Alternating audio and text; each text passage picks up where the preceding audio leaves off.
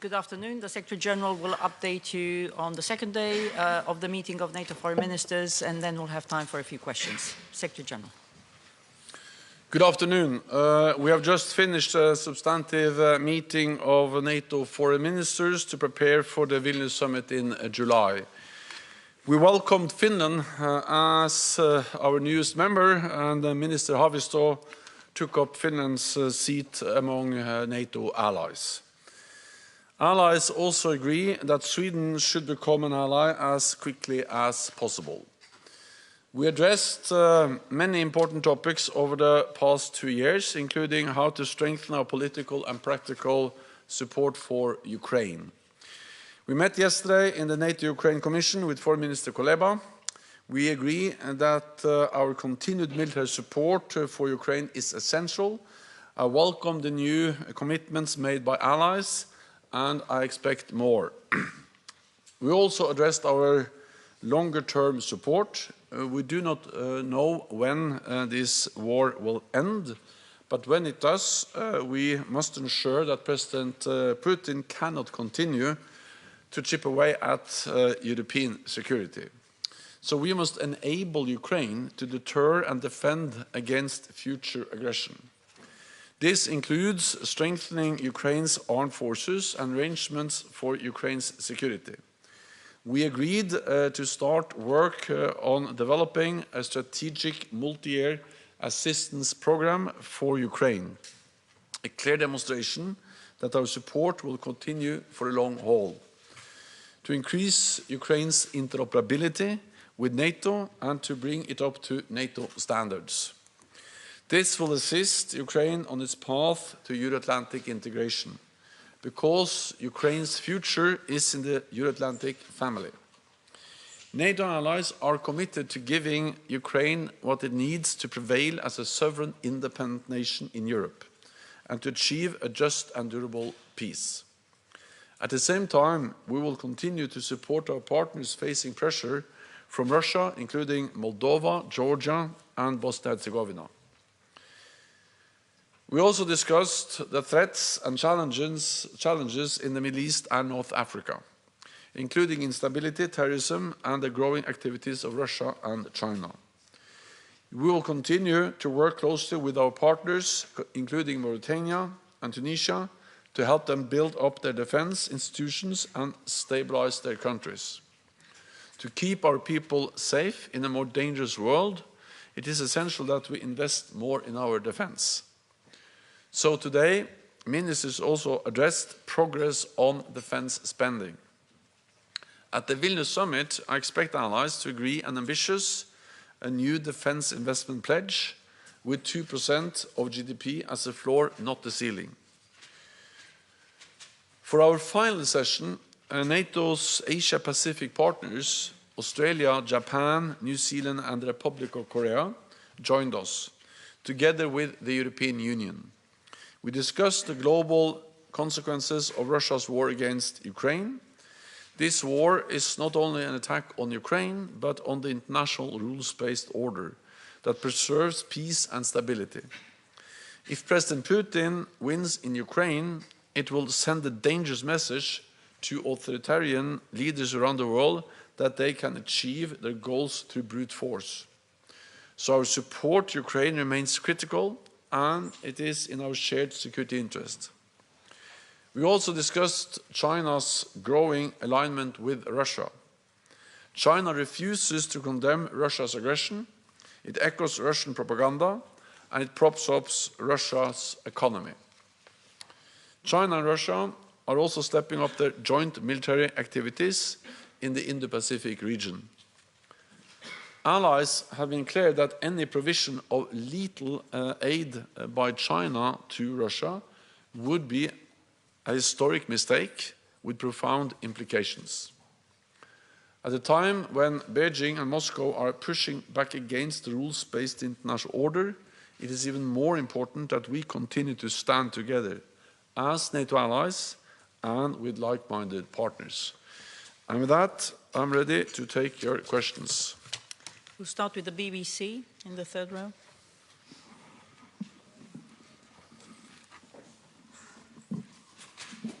Thank you very much, Secretary General. Can I ask you, you said that you're talking about a new ambitious spending target of 2%, but 2% is already the spending target of NATO. Is there any way at Vilnius you will actually, and you've said before that it's a floor, not a ceiling. So I'm not confident that is a new spending target. If you can explain to me why it is a new spending target, wouldn't it be more honest to say, a new figure is a new spending target, like say 2.5%? Do you think there's a possibility that might happen? And then you clearly issued a warning to China about providing lethal aid to Russia. Is there any evidence among allies that China is doing that? Thank you very much. First on 2%, you're right that when NATO leaders met in 2014 in the United Kingdom in Wales, we agreed a defence investment pledge where we also used 2% as GDP as the guideline. But then we refer to 2% as something we should strive towards, move towards. So it has been interpreted by many allies as something that is more like a ceiling, something we should move towards, which is actually the language we use in that statement or in that pledge agreed in 2014.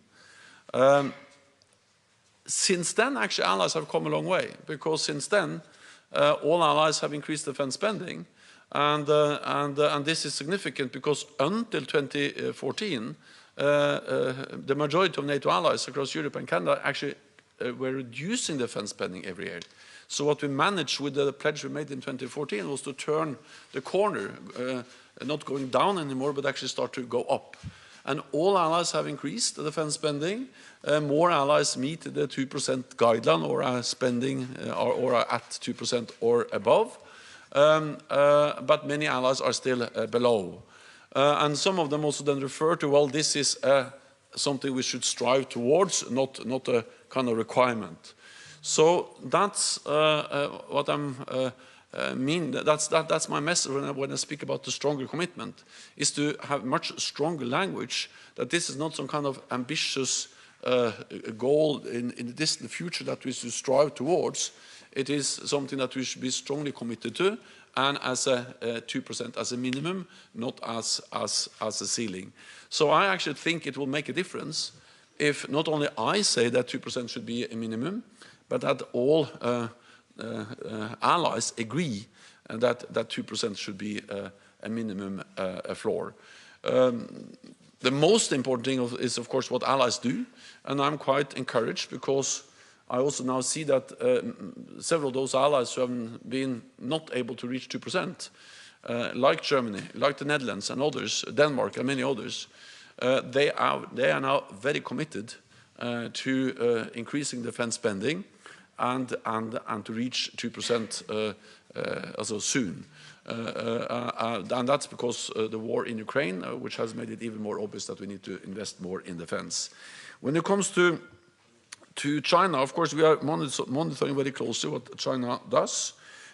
Any provision of lethal aid to Russia from China will be a big mistake, with profound consequences. So far, we have not been able to confirm any provision of lethal aid, but this is something we follow very closely, and we also communicate very clearly that this will be a big mistake. Then what we do know is that China has not been able to condemn the brutal invasion of Ukraine. We also know that China and Russia are coming closer and closer. They signed just weeks before the invasion a partnership agreement where they state clearly that the partnership between Russia and China is without any limits, a partnership with no limits. And then we of course also know that China is propping up Russia's economy. So this is of course of concern, and we need to be clear on these issues in our engagement with China. The Economist. Anton LaGuardia of The Economist. I was wondering whether you could be more precise in some of the wording that you use. You say that Ukraine's future is in the Euro-Atlantic family. Does that mean that NATO's future is in NATO, and when?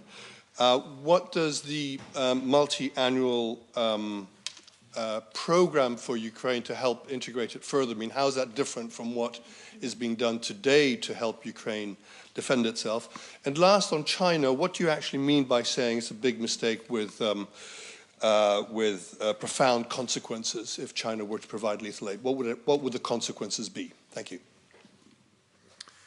First, on NATO and Ukraine. NATO's position is that Ukraine will become a member of the alliance, and that position has not changed. But we know that there are at least two things we need to address to make that possible. One is that we need to ensure that Ukraine prevails as a sovereign, independent nation. Of course, any meaningful discussion about Ukraine as a member of the alliance has to be based on that Ukraine is a democratic, independent nation in Europe. And that's exactly what is now challenged or threatened by the brutal Russian invasion. So the first step, the basic requirement, is to provide military support to Ukraine so President Putin doesn't win his war of aggression. The second thing we need to address is that when this war ends and Ukraine prevails, then, of course, we need to ensure that we have the highest level of interoperability, that Ukraine is able to move from Soviet-era standards, doctrines, ways of operating their armed forces. This transition has started, but we need more, and we need to implement it quicker. And therefore, the difference between the current support that NATO and NATO allies is providing to Ukraine is that's to meet the immediate needs. Allies are providing, of course, weapons, military support. NATO is also providing a lot of non-lethal support, but that's to address the immediate needs to help Ukraine now. This program is a more long-term perspective. That is about building the institutions, helping with the transition, the interoperability, the standards, the doctrines, all of these things that we need to have in place also to move towards membership. So that's in a way the difference. Then the second question was China. Well, as a consequences, I think I will only limit myself to say that it has been made clear by several allies, also the biggest ally, that there will be severe consequences. And I think there's no reason to go into details, but China knows that there will be severe consequences if they start to provide lethal aid to Ukraine, to Russia. Sorry. Okay, we'll go to the Kiev Independent. Samit from the Kyiv Independent. How high do you assess is the likelihood that Belarus would become a direct participant of Russia's war against Ukraine? And what do you think would encourage the Lukashenko regime to make this move? And my second question is, how have the NATO allies given enough weapons for Ukraine to launch a counteroffensive in the nearest weeks? And how many advanced Western tanks can Ukraine expect to receive from NATO allies till the end of the year? Thank you. Well, the allies are delivering unprecedented military support to Ukraine. We have also stepped up our support over the last weeks and months, also with armored vehicles, battle tanks, but not only battle tanks, but also infantry fighting vehicles, armored personnel carriers, and a lot of support, meaning, for instance, fuel trucks, heavy systems to remove minefields and to enable the Ukrainians to cross all the defense barriers that the Russians have built up over the last months. So this is not only about the battle tanks, but all the support they need to be able to function and to operate as they should, not only for a few days, but for weeks. And therefore, this is also about sustainment, meaning providing the fuel, the ammunition, the spare parts, the maintenance capacity that need to follow and support these efforts. In totality, there is a high number. I don't have the number in my head now, but in totality, there's a high number of battle tanks Some of them are older battle tanks, some of them are Soviet-era battle tanks, but many of them are also now modern NATO standard battle tanks. The UK has delivered Challenger, many NATO allies have delivered Leopard 2, and then the US is also now in the process of delivering Abrams. This comes on top of the, for instance, the Marders, which is infantry fighting vehicles, the Bradleys, which is US infantry fighting vehicles, and it is this totality that provides the Ukrainians with the capabilities they need to retake land, to further push back the Russian forces. It is for the Ukrainians to make the operational decisions on exactly how and when. Our responsibility is to help them.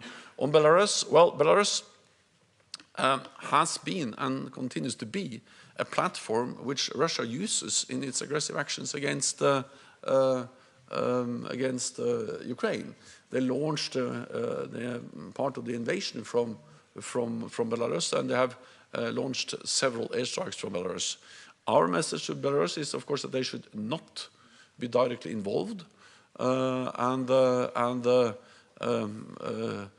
we will just continue to provide Ukraine with the support they need to fight against aggression and to win this war. Okay, CDF. Thanks. Secretary General, I have a more general question on China. As the view on China changed, are you ready to change, or is NATO ready to change the strategic concept towards China? No. The reality is that the strategic concept we agreed in Madrid reflects NATO's, what should I say, a new recognition of what China means for our security. Because I think we need to realize that NATO has come a long way when it comes to China. In the strategic concept we had until last summer, China was not mentioned with a single word. Then in the strategic concept we agreed in Madrid in June last year, we made important decisions.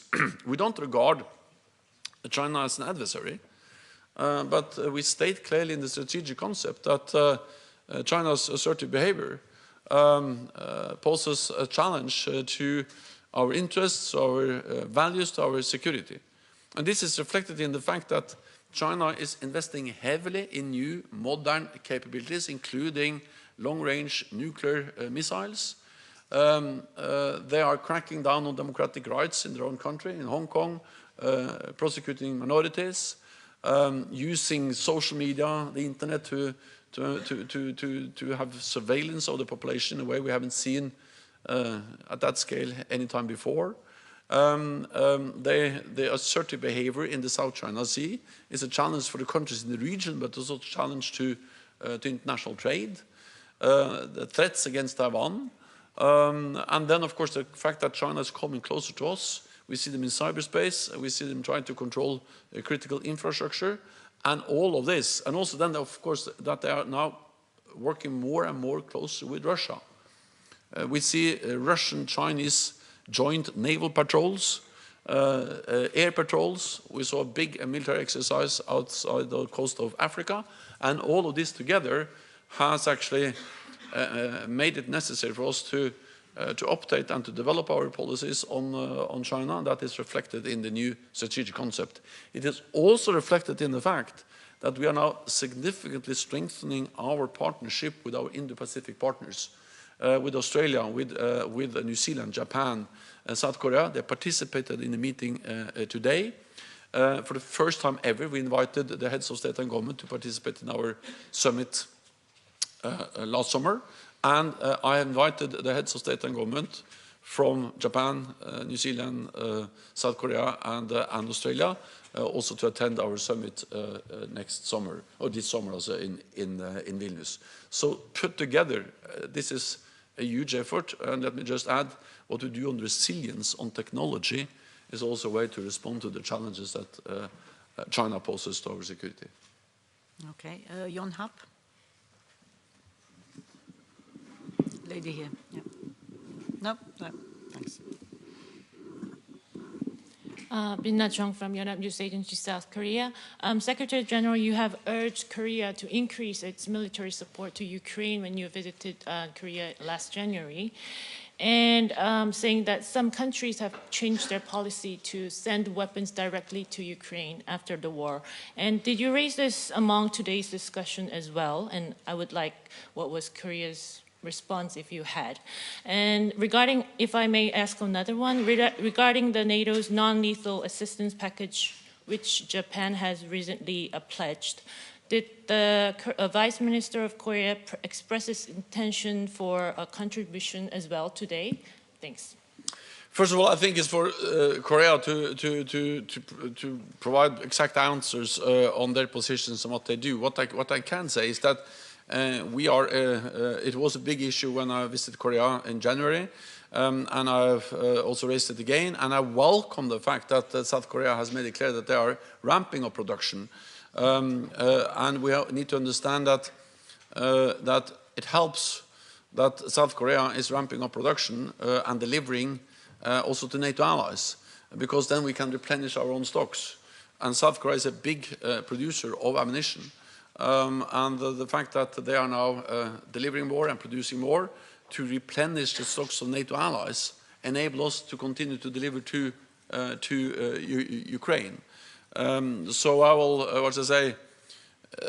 will not go into the issue of exactly how or to whom South Korea should deliver. My main message is that by providing more aid to or not aid, but also supplies of ammunition to NATO allies, then enable us to continue to support Ukraine, and I welcome the announcements made from South Korea on that.